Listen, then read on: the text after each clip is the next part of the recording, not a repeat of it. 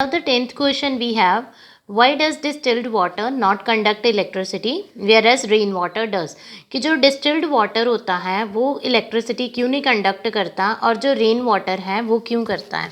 तो सबसे पहले तो आपको पता होना चाहिए कि जो डिस्टिल्ड वाटर होता है it is a pure water, इसमें कोई सॉल्ट, कोई एसिड, कोई बेस की प्रेजेंस नहीं होती, ये बिल्कुल प्योर वाटर होता है।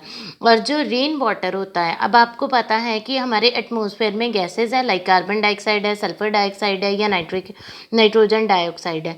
तो रेन क्या करती है, ये रेन का जो वाटर है वो इन एसिड, ये जो गैसेज होती है इनके साथ रिएक्ट करके एसिड्स बना देती है। देखो जब ये कार्बन डाइऑक्साइड के साथ रिएक्ट करके बना देगी कार्बनिक एसिड और सल्फर डाइऑक्साइड के साथ रिएक्ट करके बना देगी सल्फ्यूरस एसिड। अब ये सल्फ्यूरस एसिड अगर इसकी बहुत ज़्यादा कंसनट्रेशन हो जाती है तो देन सल्फ्यूरिक एसिड बनता है एंड नाइट्रिक एसिड।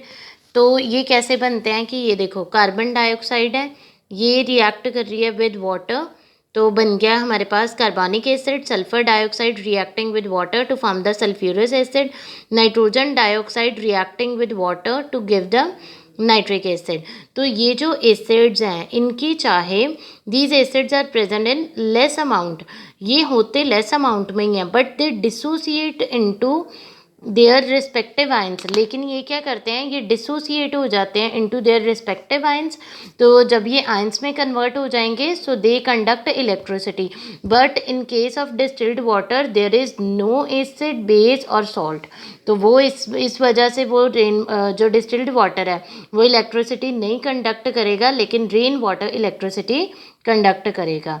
अब यहाँ पे देखो जब ये डिसोसिएट करेंगे तो ये है हमारे पास कार्बनिक एसिड, तो कार्बनिक एसिड डिसोसिएट करके देगा hydrogen ion plus carbonate ion, तो सल्फ्यूरस एसिड है अगर, तो ये देगा हमें ये देगा hydrogen ion and sulphurous ion.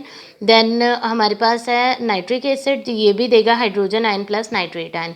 तो ये हाइड्रोजन आयन की वजह से ही इलेक्ट्रिसिटी जो है वो